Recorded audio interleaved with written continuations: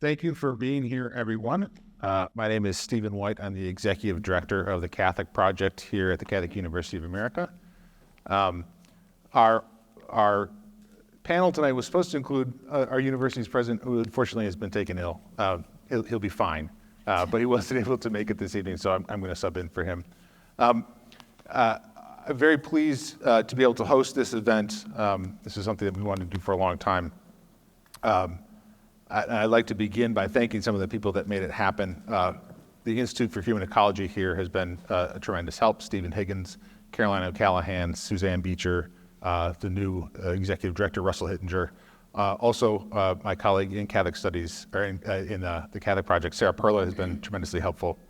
On behalf of President Kilpatrick, I'd like to give a few remarks quickly about the nature of the event and then introduce our panelists, and we can get started. We're here today to sort of celebrate the life and legacy of Francis Cardinal George. For those who remember him and know something about his life, they know already what sort of a singular and eventful life and monumental life he led for the Church in the United States. But for those who don't know, I want to give you just a little taste of who this man was that we're going to remember. Francis George was the 5th Bishop of Yakima, Washington, the 9th Archbishop of Portland, Oregon, and the 8th Archbishop of Chicago, Illinois. His was a life marked by scholarship, erudition, leadership in the face of tremendous change and challenges, but most importantly and significantly, his was a life marked by suffering and perseverance, fidelity, and abandonment to God's providence. Although Cardinal George rarely complained about his sufferings, he was carrying the burden with him his whole life of the polio he suffered when he was just 13. This polio derailed his desire that he had from a very early age to be a priest. He had applied to be a priest in the Archdiocese of Chicago and was, let's say, turned away. He was denied admission in the Chicago seminary because of his physical impairments. He ended up joining the Oblates of Mary Immaculate, and some of the representatives from the Oblates are here tonight. We're very welcome. He eventually rose to become Vicar General of that order. During his time with the Oblates as Vicar General, working as a missionary, he had some rather remarkable experiences. Late in his life, he summed up some of these experiences in a column he wrote. I just want to give you a sample of what he described of his experiences in that position. He recalled being abandoned in an Eskimo village in Greenland. He was caught in the exchange of gunfire between guerrillas and the Filipino army. He was in Sri Lanka as it was bombed at the beginning of their terrible civil war. He remembers bargaining for passage and possibly his life with soldiers in the interior of the Congo. He recalls being deported from India, something about which he was a bit ashamed. Living in the indignities of communist-controlled lands of Eastern Europe. And through all this, he writes, I learned I was not in control. And I also experienced personally what the psalmist chanted long ago, put not your trust in princes. Through all these experiences as a missionary, he was also a man of great intellectual stature. He had 2 PhDs and was seen by his colleagues, by everyone who met him, as I think Mary has once said, probably often said, generally the smartest man in just about any room he was in. After his time in Yakima, he was called to be Archbishop of Portland, a position he held for a very short time of only 10 months. In 1997, upon the death of Cardinal Joseph Bernardine in Chicago, Cardinal George, then Archbishop George, was called to serve as the Archbishop of Chicago. The irony here is fairly obvious, that the man who had been once turned away from the seminary came home to his home archdiocese as its archbishop. His suffering was not over, though. One might think that being appointed to a major see would be suffering enough. He suffered through 2 bouts of cancer, the last one that ultimately took his life. He suffered through a large number of other challenges, both in the archdiocese and his life leading up to that, not least of which was the scourge of the crisis of clerical sexual abuse that he had to deal with. during his time there. His life was a life of suffering, and he faced many challenges, but ultimately his was a life of fidelity and hope. On this feast of the exaltation of the cross, I think it's a very appropriate day. I won't claim that we planned it this way, but it's a very appropriate day for us to be remembering this man and his life. It was a life of heroic and peaceful abandonment to God's will. So I'm grateful for you all to be here. I'm hopeful that our panelists can help shed some light on the life of this man who they knew in various capacities. I'll introduce him now. First, at the end of the panel here is Michael Heinlein. Michael is the author of the new biography of Cardinal George, Glorifying Christ, the Life of Cardinal Francis George, O.M.I, which is out. There are a limited number of copies which are available to those of you who have not already or were not already planning on buying the book down here. Please don't rush over there to get them now. But when the panel is over, you're welcome to help yourself to one. Please limit yourself to one, and you might even be lucky enough to have Michael sign it for you. Michael is, in addition to being the author of this wonderful biography, an editor for OSV's simplycatholic.com, a regular contributor to OSV's periodicals. He has a degree in theology from the Catholic University of America here. I should also mention that Francis George was an alumnus of this university, a very important point and one not to be forgotten. Michael's greatest treasures are his Catholic faith and his family. He is married to Gretchen, and they have 3 children. To my immediate right is Mary FioRito. Mary is the Cardinal Francis George Fellow at the Ethics and Public Policy Center. Mary is a very accomplished woman, and I'll stick to what's listed here. An attorney, a public speaker, a radio show and podcast host. Her areas of expertise are human life issues, primarily abortion law and policy, post-abortion aftermath, and the consistent ethic of life. She holds a degree in English literature from Loyola University Chicago and a Juris Doctor degree from Loyola University School of Law. She's licensed to practice in Illinois. Mary was the executive assistant to Cardinal George from 2003 until his death in 2015. Last but not least, in the middle over here, His Excellency José Gomez, the Archbishop of Los Angeles. Archbishop Gomez was born in Mexico, ordained a priest to the prelature of Opus Dei. His ministry took him to Houston, Texas, where he worked in both the Archdiocese of San Antonio and in the Archdiocese of Houston. It was at this time, I believe, that he first met Cardinal George when he was then Bishop of Yakima. Archbishop Gomez is now obviously the Archbishop of Los Angeles. From 2019 until 2022, he also served as the president of the USCCB across the street. So welcome to all our panelists. Welcome to all of you again.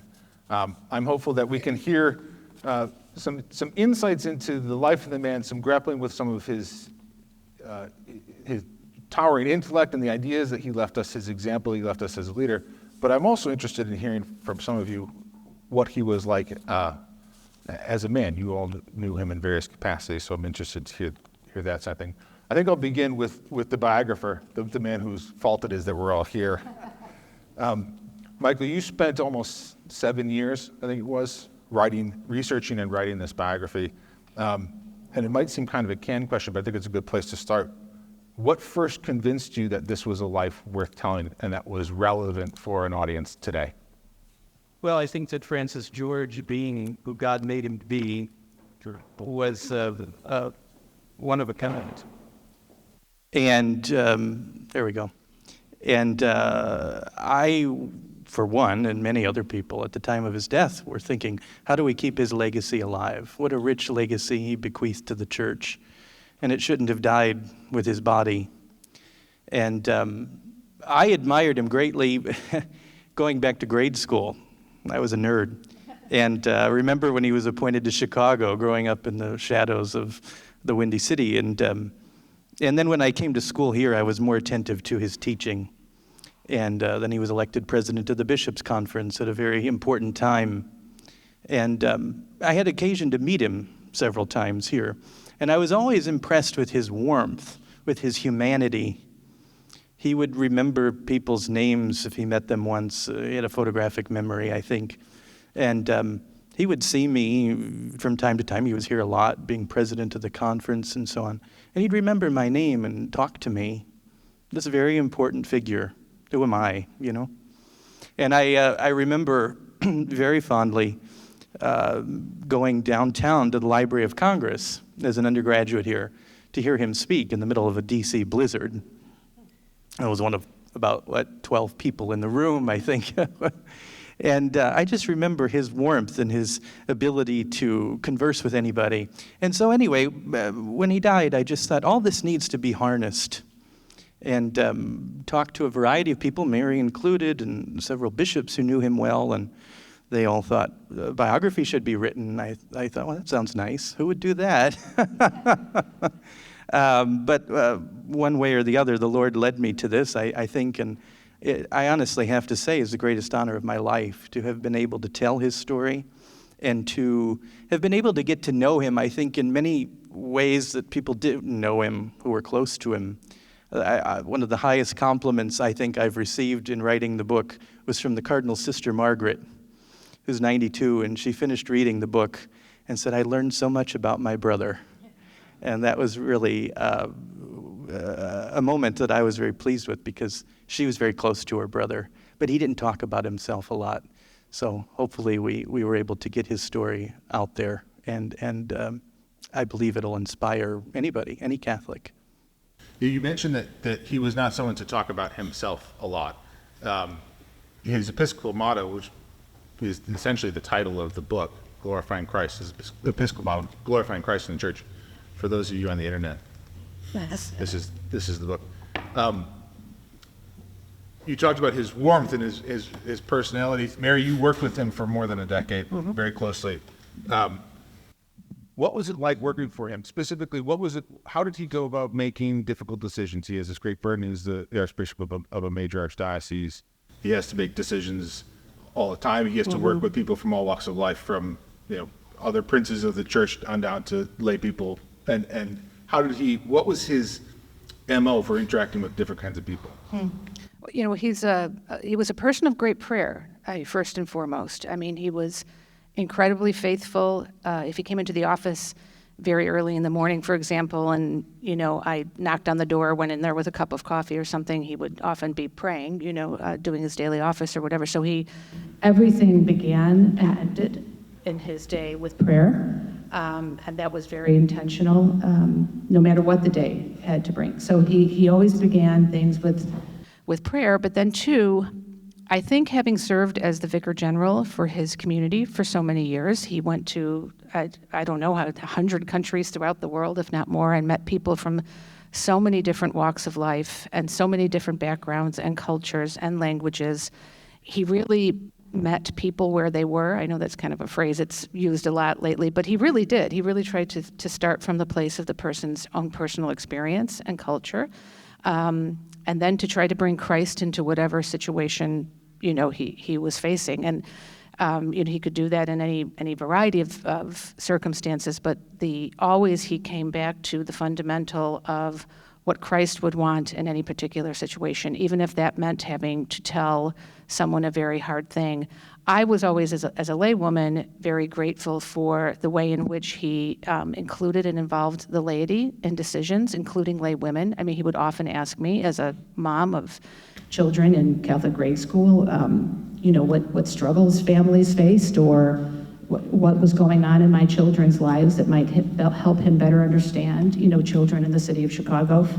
There's one story in particular that I think speaks just a lot to who he was on a number of different levels, but Mayor Daley, who was the mayor of Chicago at the time, had a program that he called One Book, this is why this is going in and out, One Book, One Chicago.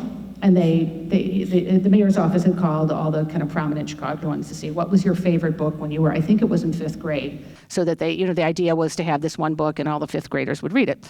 So I was often deputized with these kinds of things. So I went and I said to him, okay, the mayor wants to know what your favorite book was in 5th grade. And he said to me, he goes, oh, okay, the encyclopedia. And this is one of these things, like we would have these moments occasionally, he and I, where I just would stare at him blankly, and I'm like, okay, it's 2012, and you can't get those anymore. So I'm like, I'm not going back and telling them that you read the encyclopedia. But he said, but I did. I said, okay, but I'm still not telling them that. You need to come up with something else. So there was some mystery. I guess it was like a priest solving crime fighter or something. I had never heard of the series before, so we came up with that book, and I managed to find a copy online. But I thought that so kind of summed him up, right? I mean, it was just so him. Of course, he read the encyclopedia because I really do think he had a genius level IQ. But also, he was very eager to, like, he wanted to do this for the kids. He wanted to share something of himself as a boy growing up on the northwest side of Chicago with them. For Archbishop Gomez, I want to ask, you have a perspective on his life, not only as someone who you've described me as a friend and a mentor, but you hold a position in the church that most of the people here, I think it's safe to say, will never hold. You, as someone who is the Archbishop of a major archdiocese, you know sort of what I imagine are sort of the lonely heights of responsibility. You met him when you were a priest working in Texas, and he was the new bishop of Yakima. What have you learned about Episcopal leadership and leadership of the church from his example in his life? Yeah, I met him for the first time probably in the early 90s. So he was just appointed bishop in Yakima. And first of all, it called my attention that he was paying attention to me. I was a priest in Houston, and I was also involved in a National Association of Hispanic Priests and the National Committee for Hispanic Ministry. So, National Association of Hispanic Ministry. So, we were in a meeting, and I was just trying to share with him some of the things that and then knowing that he was the Bishop of Yakima. My understanding is that he was surprised that he was appointed bishop. I think we all are surprised when we are appointed bishops. When we get the phone call, we are a little nervous, no? Or a lot nervous. But there were a lot of Latinos in Yakima, and he talked to me about that, and I was happy, and we had a good conversation, and he was totally interested in the reality of the ministry in that diocese and all over the country. So for me, that was a beautiful moment of understanding the concern of the bishops, and especially of him, on the needs of the Hispanic community in the United States. And what really called my attention, as I said, was his humility, engaging in a conversation with me about that. He could have, I want to tell you this and this and that. Well, he was asking questions and getting knowledge of what the Hispanic community needed in the United States. So that was my first impression, and that always called my attention. And I had the blessing of meeting with him a number of times later on, and every time that I realized that he was always very interested in knowing about things, not just telling me or telling us what to do, and also on the Hispanic community. So this quality of learning from people and asking people, Stephen, sorry about that. Are they all working now? Oh, we have 4 microphones now. Does my lapel mic need to be switched off? Yes. Okay. Or you can go with that. Yeah.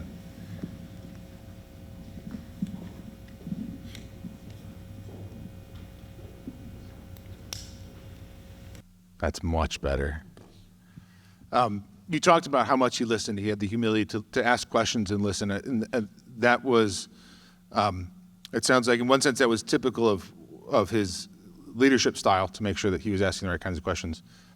He was also a man of tremendous intellectual curiosity.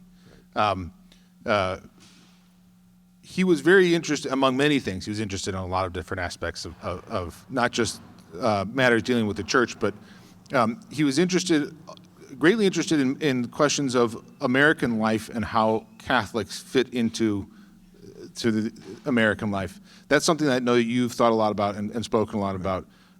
How did his thinking on the question, sort of the American Catholic question, shape your thinking on it? Yeah, Obviously, as we all know, he was a great theologian. He really knew especially from my point of view, the teachings of the Church from the Second Vatican Council, and especially as we were talking about before, the participation of the lay faithful in the life of the church. At the same time, I think it was clear to me, every time that I talked to him, that he knew the reality of what was happening or the needs of the people in the United States.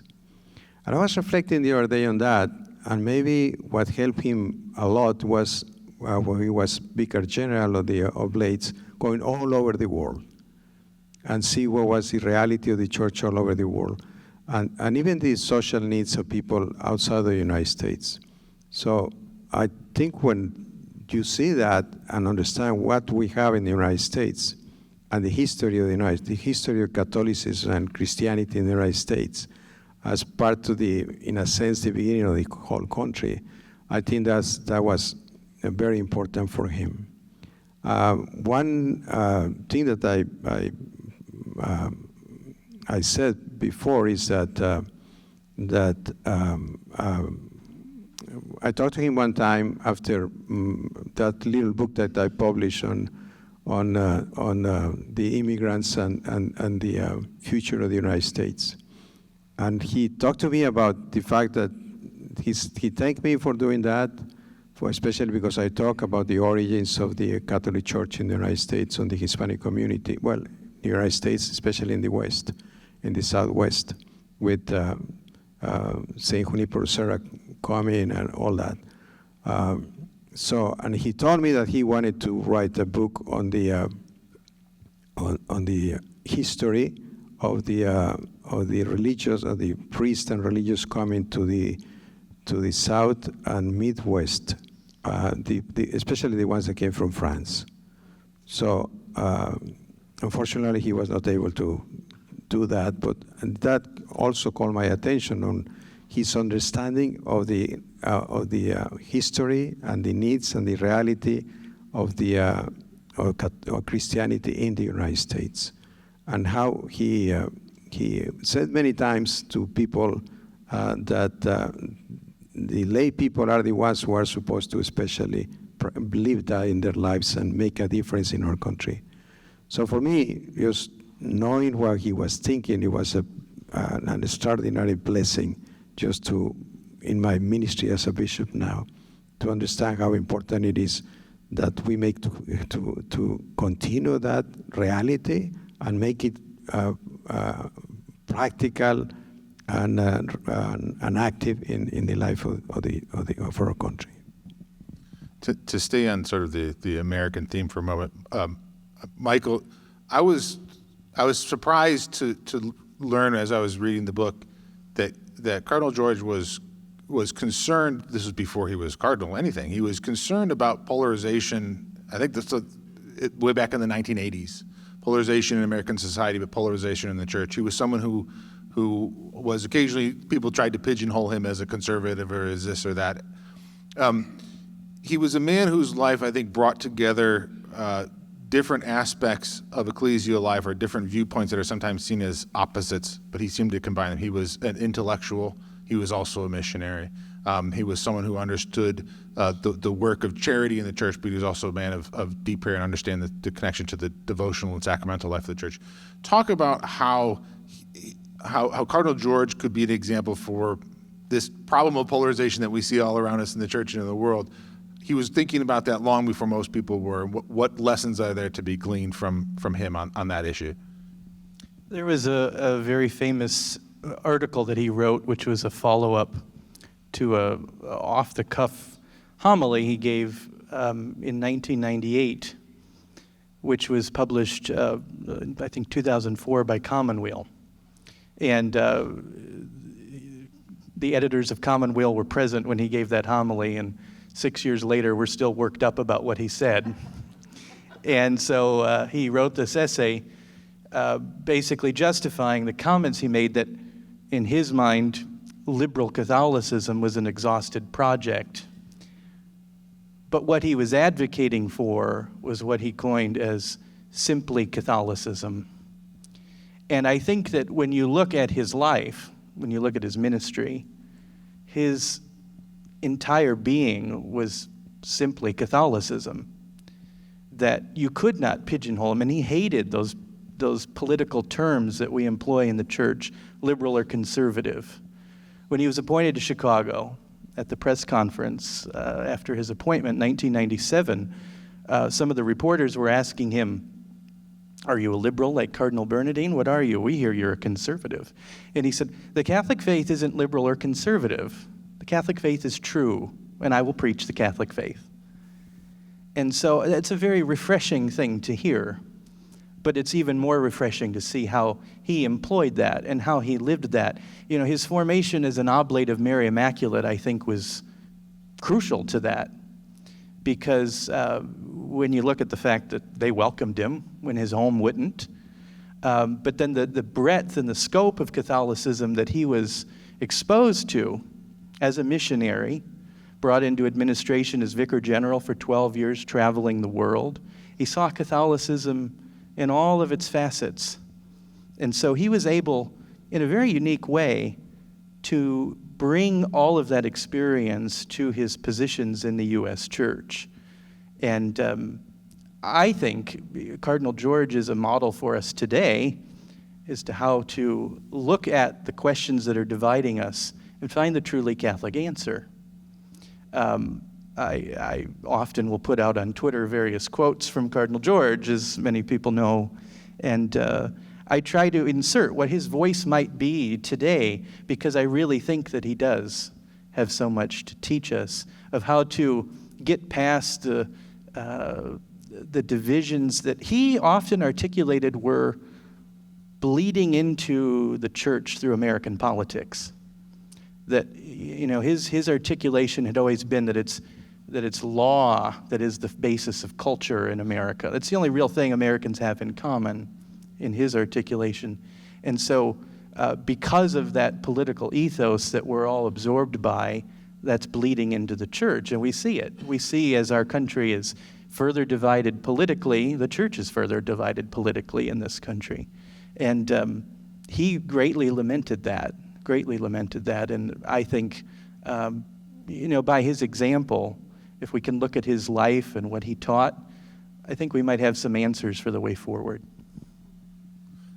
Mary, we've mentioned already how significant, and to some of us maybe almost outsized a role, physical suffering played in the life of Cardinal George. You were around him for a long time. How do you see his physical suffering having shaped his character? I mean, this goes back to long before any of us knew who he was. He was just a child, but he was someone who bore the cross daily in a particular way, and that shaped him. So talk a little bit about how you saw that when you worked with him. Yeah, thank you for that question, because it's very important to really understanding him. I had a talk with his sister Margaret. This was not long after I took on the role of executive assistant. I had actually been hired by Cardinal Bernardine to direct pro-life activities at the Archdiocese. And then after Cardinal Bernardine passed away and Cardinal George came on, I then moved to the Chancellor's office, and then the Cardinal asked me to direct the day-to-day affairs of his own personal staff. And so I got to know members of his family a little better than I had previously. So, you know, and kind of getting to know his sister Margaret a little bit better. I don't know how we even got on this topic, but I had said, you know, I'm really trying to get to know your brother as well as I could, so I can, you know, I and the staff can serve him the best that we can. And she said, the key to understanding my brother is to understand that he is never not in pain. He is never not in physical pain. And so whether it was from, you know, the brace or some of the post-polio symptoms, and that surprised me, because when you know, it's kind of like you learn about these grace saints, like Mother Teresa living through 50 years of desolation and never hearing God's voice, and you're like, how did she do that? It's so to see everything he did all day long to the point of physical exhaustion, and knowing that he was in pain the entire time he did it. It's very humbling to learn that about somebody. And he said, you know, the one thing his mother said to him after he was diagnosed with the polio was, never feel sorry for yourself. And he never did. Boy, those words he took to heart. So, you know, that is the one piece of him that really has always, you know, stayed with me, is that he's so, I mean, occasionally he would complain because, you know, it's just a human thing, right, if you're really suffering, but very rarely. And the schedule, the daily schedule that man kept. Someone half his age who was, didn't have a physical disability, I don't think could have done, and so I became very sensitized to not trying to complain about anything that I was going through in front of him, because then I would feel terribly guilty. And he would also, of course, again, because of that role at Vicar General at such a young age, to travel so far throughout the world. And the Oblates, of course, served many people who, like Mother Teresa's communities, they really sought out and ministered to the poor, that we didn't know what real poverty was in the United States, that even the poorest of the poor, like in Chicago, didn't live like the poor that he knew. So he did not take kindly to us complaining about, I don't know, the wrong kind of cookies were served at the reception or whatever. I mean, he had no time for that. Again, he met us all where we were. He understood. We were Americans who grew up in an American culture. But to have that sort of, I really think he's one of these people that kind of comes along, once in a generation, that had that early formative childhood experience of pain, but really let the Lord take it and transform him into something else, into a real vehicle of service. So. Yeah, go ahead. Michael wants to chime in. I'd just like to chime in on that a little bit. Margaret, who I think should have been here, she is someone I'll quote again. If you're watching, Margaret, hello. She's 92 in Michigan. She told me early on in our conversations as I was starting the book a story that I think defines Francis George and builds upon what Mary was saying here, that when he was in the hospital for about 3-4 months, in the middle of his 8th grade year, there was an older man who shared his room, and they would often talk back and forth. And this man recounted to their mother, Mrs. George, that sometimes Franny, as they called him as a boy, would fall silent. And he would think that Franny fell asleep. But he'd look over, and Franny was staring up straight at the cross. And that to me says that even at that young age of 13, when his whole life had basically been thrown upside down, he was planning to go to the high school seminary within a few months, he turned to the cross as a way to make sense of what was happening. And I think that's what stayed with him. And I think it was, again, the Oblates of Mary Immaculate, oblation, how to make a sacrifice of your life. And he continually talked throughout his life that the key for us as disciples to give Christ's glory in the church is to unite our self-oblation, our self-sacrifice with Christ's. And I think he did that exceedingly well. I think that his life was truly an offering, and that's why he continued, as Mary said, to push himself every moment of every day, because it wasn't about him. This is just a very short story that will tie up Michael's point there. I was at a meeting, there was an annual meeting in Chicago every year of what they considered like the 50 young up-and-coming business leaders. So you had to be between 30 and 40, and you had to be nominated by your business or your law firm or whatever. And they would go around and meet with different civic leaders just to get to know them, and they would get to know these young people. So the point was they could all better work together as a civic society. And so the Cardinal was always best, I thought, in question and answer sessions. That was really his strong suit. So there was a young man who was before him, and I was there with staff with him that day.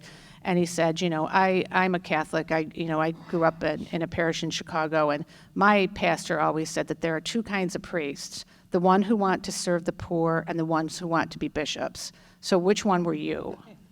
And the Cardinal, I was offended. I'm ready to jump out of the chair. And he totally nonplussed by it. And he said, he goes, that's a good question. But I probably asked myself that one time, at one point.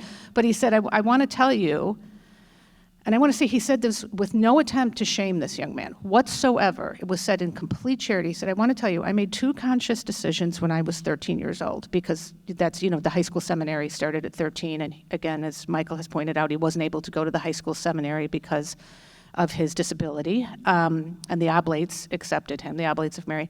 That when I joined the Oblates, I would never come back to Chicago, because at that time we never assigned priests back to their home diocese. So that was the first conscious decision I made. I would never come back to Chicago again.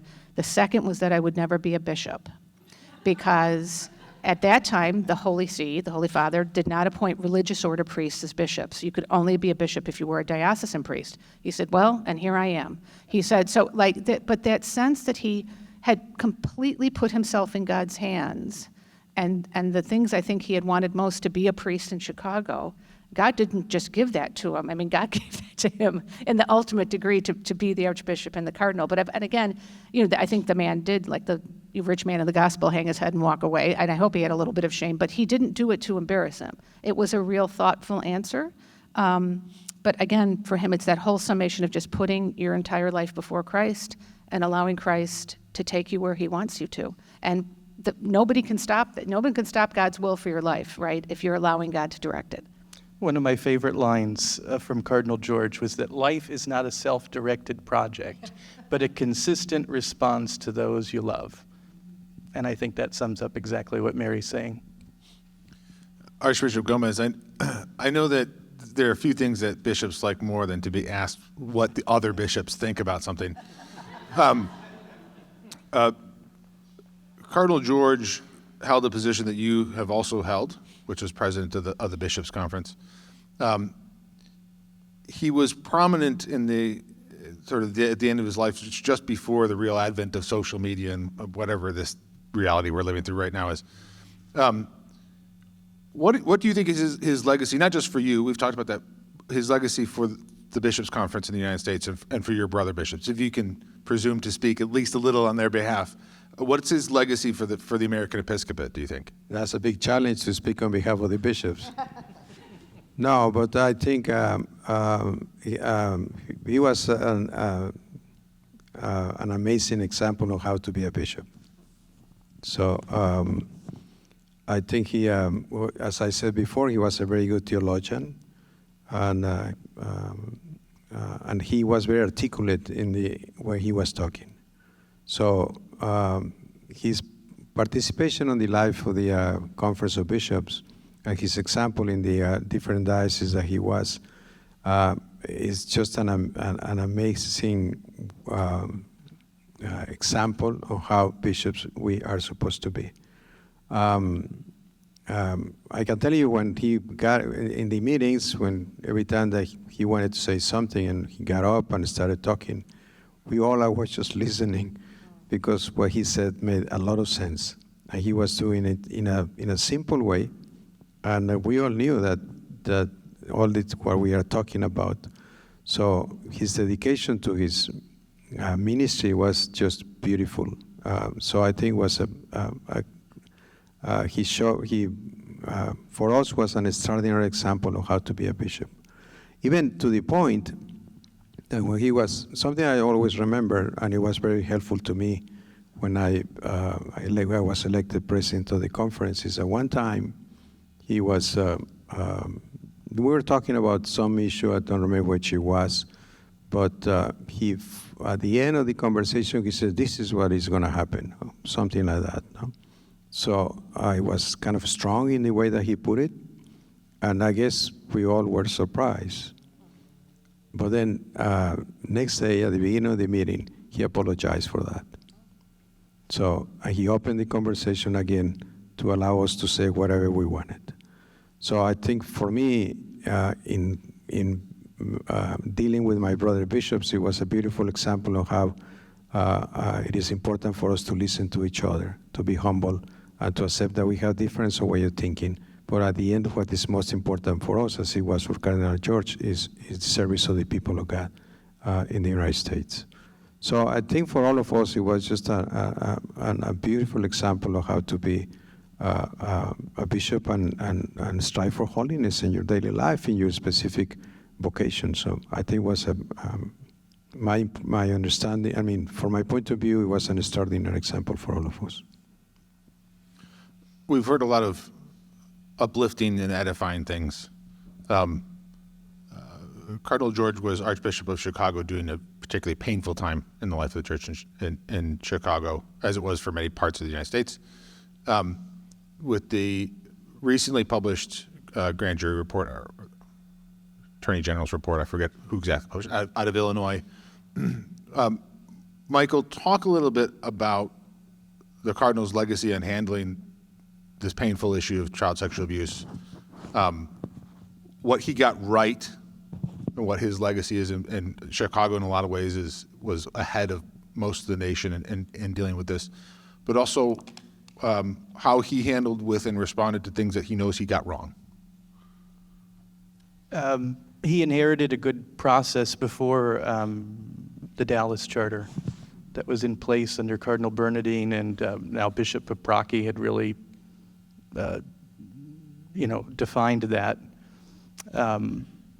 But those cases that they were dealing with at that time were historical. They're coming up 30, 40 years later. He had never dealt with a live action abuse case that was, unfolding until 2006 as a bishop. It was the first time. And that unfolded rather unfortunately because information was not being passed to him. In fact, in one memo I saw he sent to staff, the byword in this chancery seems to be, "Don't tell the cardinal." And that's a problem we need to fix. Why are you keeping information from me? I can't make the right decision without information. I also, as I articulate in the book, he was a bit ahead of his time with some of the response to sexual abuse allegations. He was asked by the Holy See to look into the former Bishop of Springfield, Daniel Ryan. There were a lot of accusations against him. Things were very murky. We couldn't get a clear picture, he said, at the time. But he put a layman in charge of the investigation, which in those days was rather unheard of. This was 2001. And then he was, of course, a force behind getting zero tolerance adopted. And he was part of the mixed commission of 4 U.S. bishops and 4 bishops from the Holy See that got together to respond to the codification of the Dallas Charter and law. And he was very adamant about zero tolerance. In fact, I found the minutes of a meeting where there was a curial official saying that zero tolerance should not happen because it's just an American problem.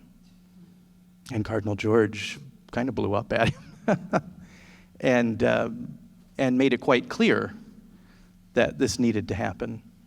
And I think was a singular force in that. And I know that he also would never hesitate, because he saw it as his duty as a cardinal to request one-on-one meetings with the Pope if he had something to say. And I know that there were occasions on the sexual abuse issue where he did that and spoke clearly and plainly to John Paul and Benedict on the issue. In 2006, when the McCormick case erupted, Cardinal George was not well served by his staff. He didn't get the information, but he entrusted a lay member of his staff to look into where are the problems in the chancery, first bishop in the country to have done that, and invited a former FBI agent to come in and do a thorough analysis of the broken systems in the chancery, published that for the public to see, and made the changes necessary. Because as he said, this was the first live case. We didn't really know what we were doing. But he said very plainly, I never covered up anything, but the buck stops with me.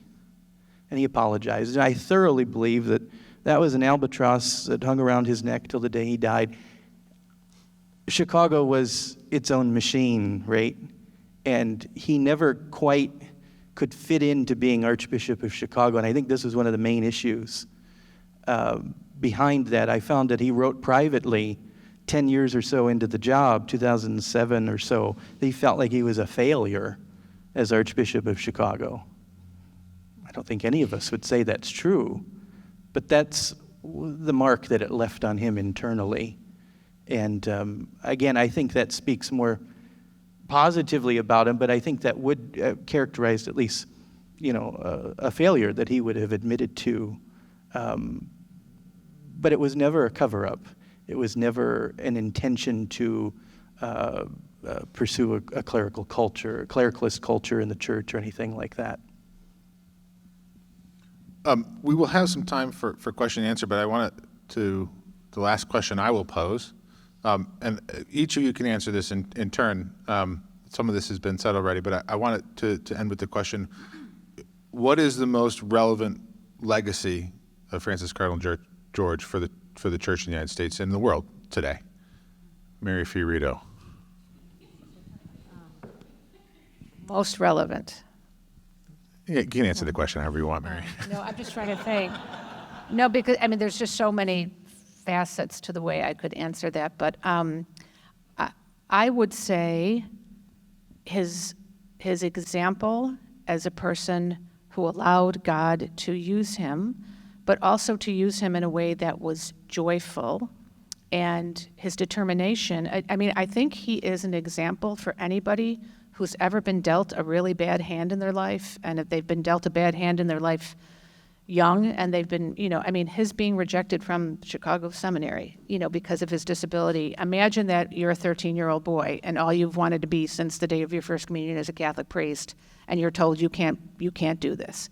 That God can take whatever brokenness that is, and he can mold it, and he can do a miracle. That God has the final say in our lives. I guess I could sum it up that way. I think he is a beautiful example of that, and I think I like to tell that story to grade school kids if I'm talking to confirmation candidates or whatever. Here's what happened, and he wound up coming back as the Archbishop of Chicago. So if you feel God's put something on your heart that he wants you to do something, don't let the first no stop you from doing that. So I think he's a great example for young people who think their life is over because they didn't get into the right high school, or they got cut from a certain basketball team or what have you, that no, God can take whatever happened because he always has the final say. I would say that his vocation as a priest and as a bishop, I think he gave us an startling example of how to be open to what God is asking you to do, and also to make it happen, with humility, but at the same time with the conviction that doing the will of God is what is going to make you happy, and with the help of the grace of God, you are going to have a wonderful life and then go to heaven. And then at the same time, just as Mary was saying, you're doing God's will, your vocation. This is what God wants me to do. And whatever is in the way is not a problem, because God will help me to get it done. But I think especially for bishops and priests, it's an extraordinary example. To get Michael's answer, you have to buy the book. No, I'm just kidding. Yes, over 300 pages will answer the question for you. He was asked that question a lot himself. And the last homily he gave as Archbishop of Chicago in November of 2014, he said, what's the answer to this question of what is your legacy? And he looked out to the people at his cathedral and he said, you are my legacy. He said, I, as your Archbishop, saw to it that the sacraments were celebrated, that the Word of God was preached, that you have the opportunity to grow in holiness. If that happened, that's the best thing I could have done. And I see that witness whenever I've gone to his grave. He was the first Archbishop of Chicago to be homegrown, but he's not buried with the Archbishops of Chicago. He chose to be buried in a regular grave next to his parents in a regular archdiocesan cemetery. And I live 3 hours away, but whenever I'm there, and I know Mary has had the experience herself, shared it with me many times, people are at the grave when I get there or coming behind me, or there are notes there asking for his prayers, pictures of sick people, candles, flowers, what have you. So he wanted to be a shepherd. When he left Yakima in 1996, the local newspaper called him the good bishop. And that was the legacy he wanted to leave. And I think that is the legacy. And we are left with the duty of parsing that out. And that's what I tried to do with the book. I'll open to questions, but first, please join me in thanking our three panelists for the wonderful remarks. Do we have, if you have a question, please raise your hand, speak into the microphone, identify yourself, and indicate who your question is directed to. We've got a question right over here.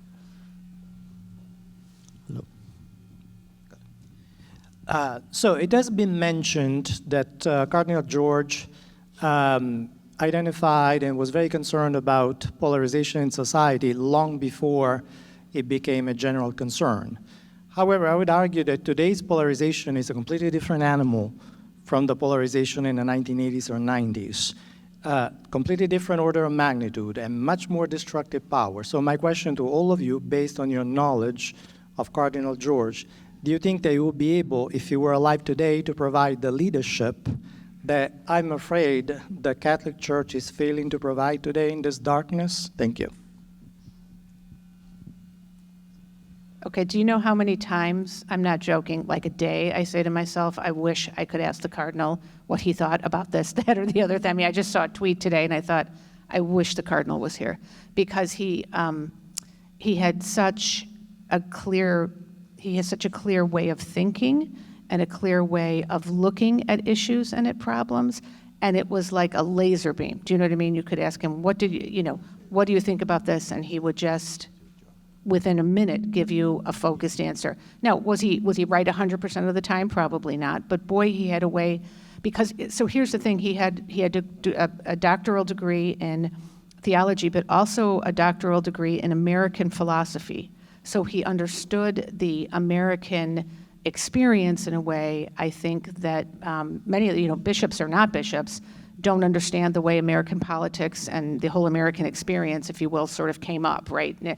So he had a very interesting way of combining both the church's look at it, but also the way American philosophy and political theory shaped this country. So I think he would have been a very unique voice and a very helpful voice. But I mean, the one thing I guess I go back to the very first answer I gave, is that he was a man of deep prayer, and he would not have responded to anything, at least publicly, without really asking the Lord about it first. I know that's not, but I can't tell. It's like my husband laughs about it. I say, oh, I wish he was here so I could ask him about something like this, because I know he would have something to say about it. But I guess we're going to have to wait until, hopefully, we see him in eternity to find out.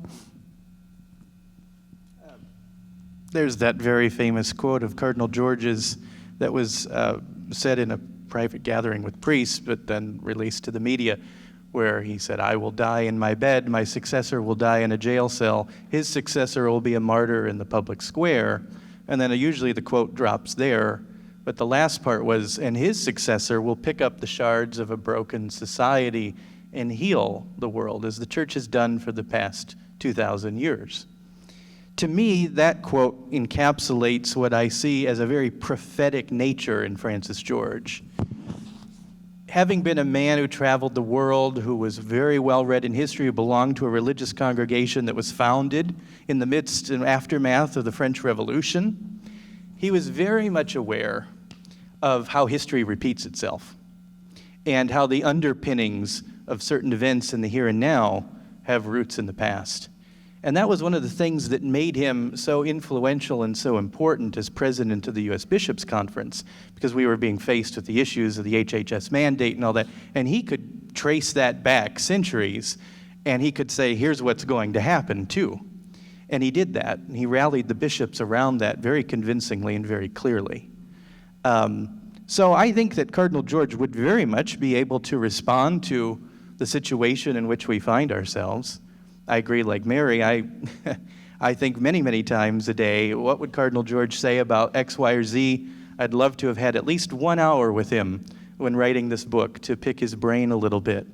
But I think if there's anybody I would come up with, in my own estimation, who could read the signs of the times and articulate them clearly, it would be Francis George.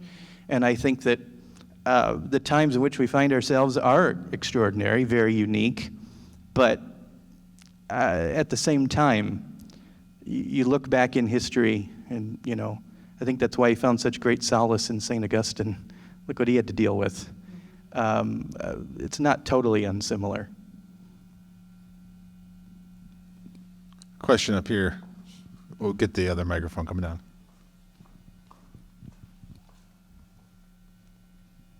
Thank you. I actually was not close to Cardinal George. After all, he was a provincial when I was a scholastic, so scholastics and their provincials are usually not close. But I remember when my mother died in 1996, he was Archbishop of Portland, I would guess then.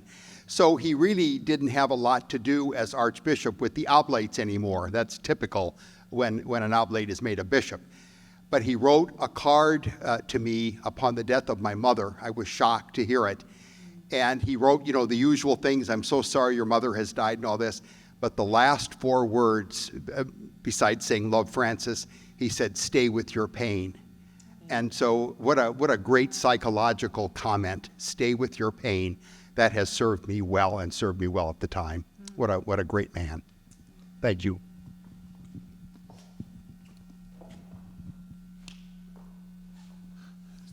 David, back here.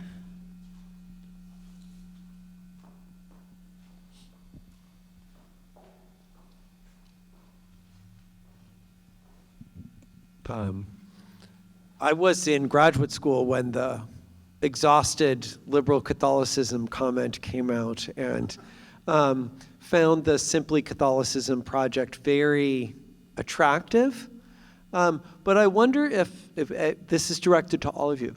I wonder if you could speak to the traction that the Simply Catholicism project has on the ground.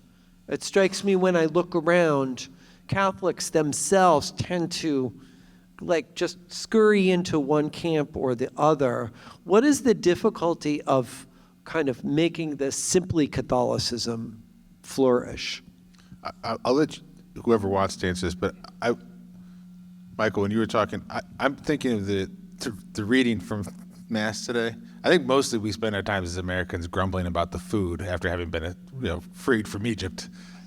So maybe we need to worry less about the food and the fact that we've been liberated from something. So, but for the panelists, the Simply Catholicism. In my estimation, it hasn't gained all that much traction, very regrettably.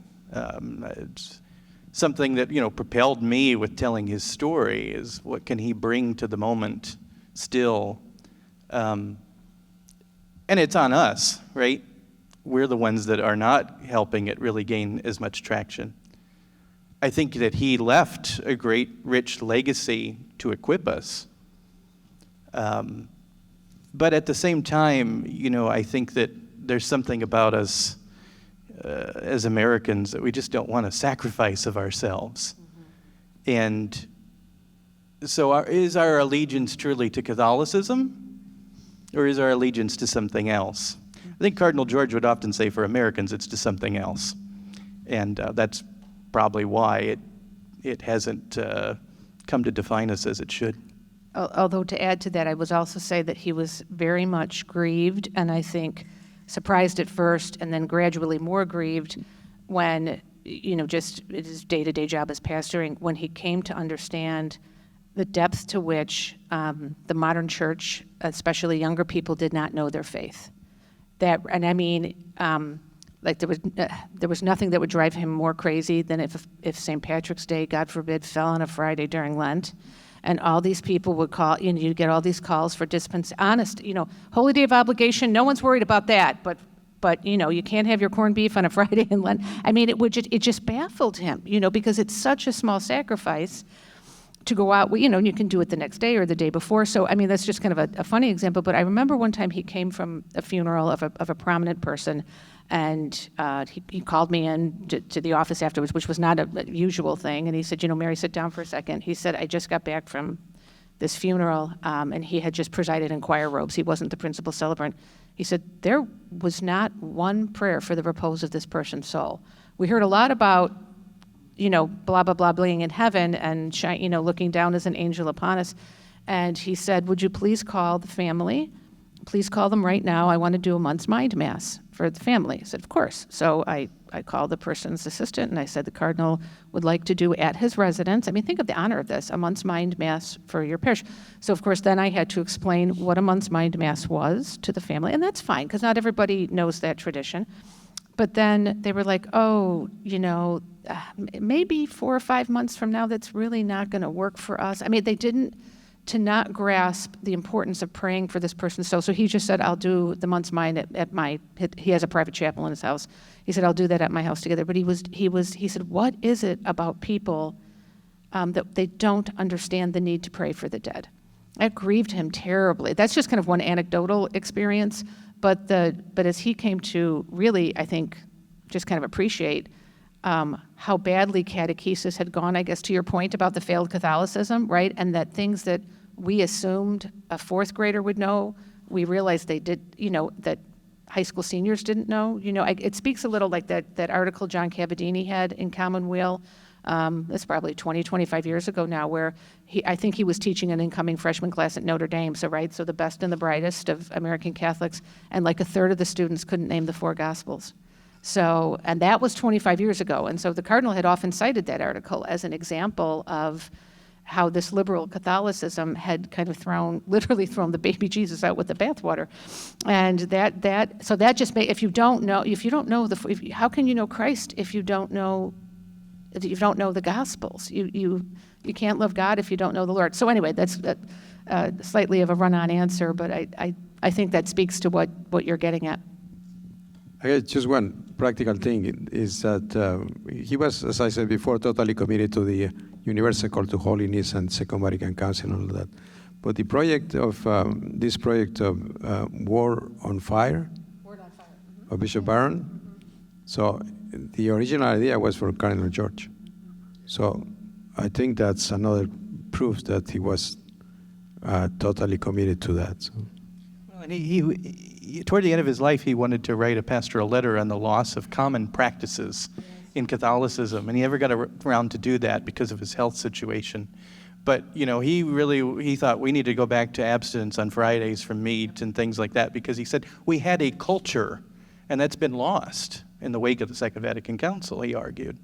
And so he really thought that would help kind of cement this simply Catholicism, but he never got to that step.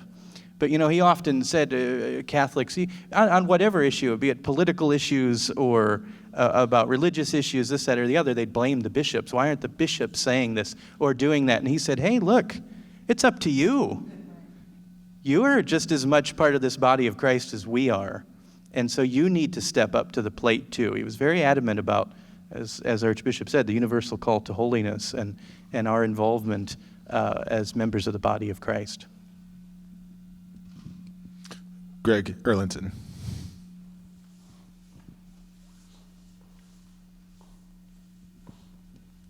Thank you.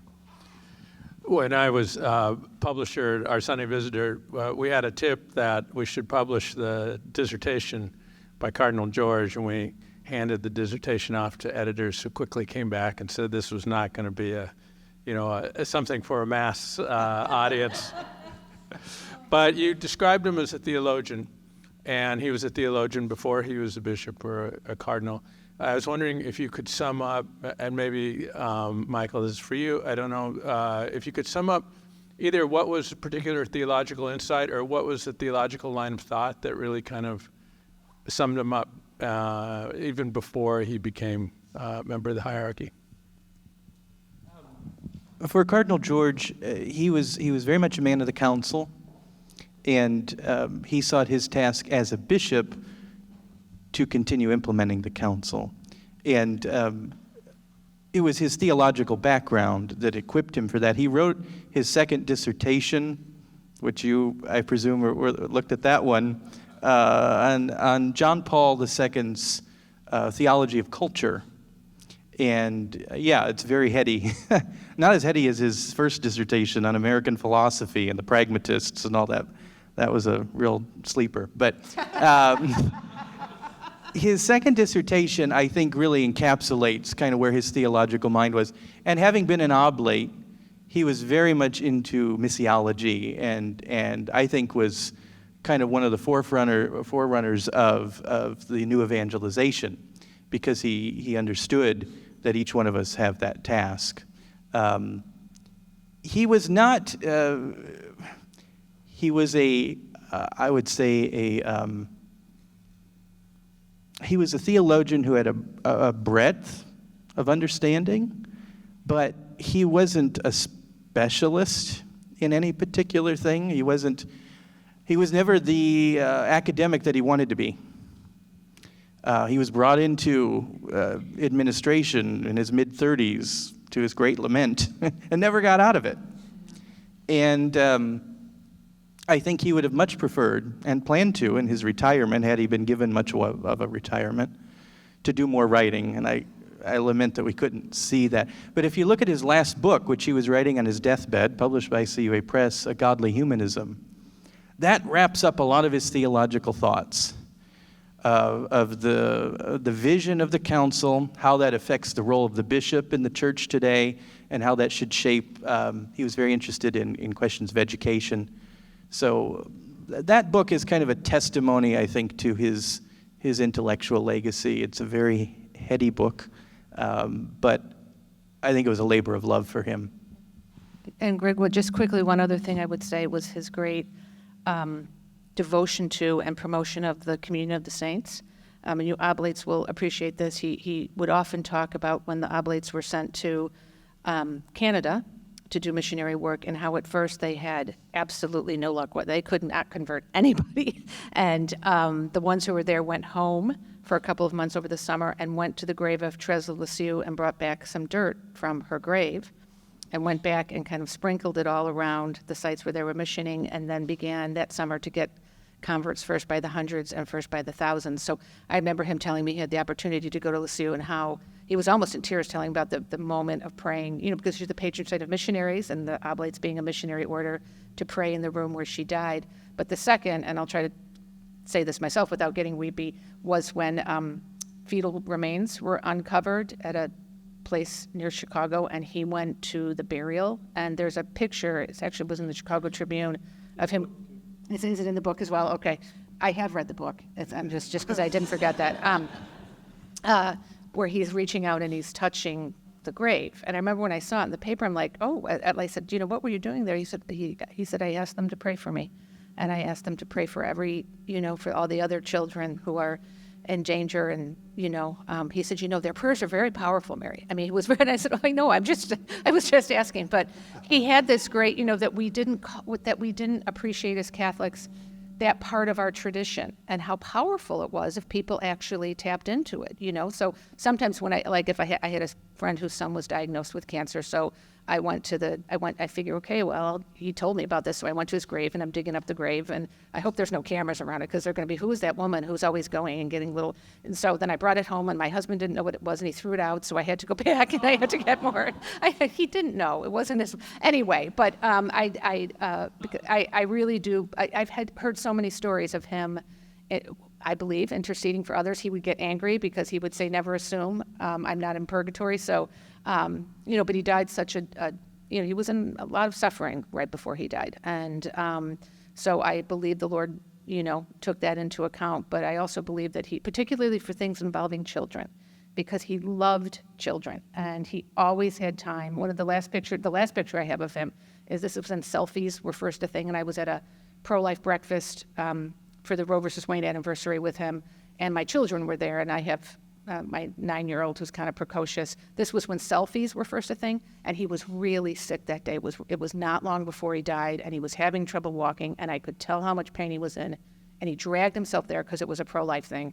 And she went up, she's like, hey, can I do a selfie with you? And he immediately smiled like nothing was wrong. And so I have this selfie of my daughter, and then, he died just because, so it's like I was ready to kill her, and I think not literally, I am pro-life, but still, it's one of the most treasured things that I have. He always made time for children. So I think that goes back to his love for everyone in the human family, which I think as a missionary he truly had. Thank you, Mary. We'll end there. Please again join me in thanking our panelists, Michael, Archbishop Gomez, Mary.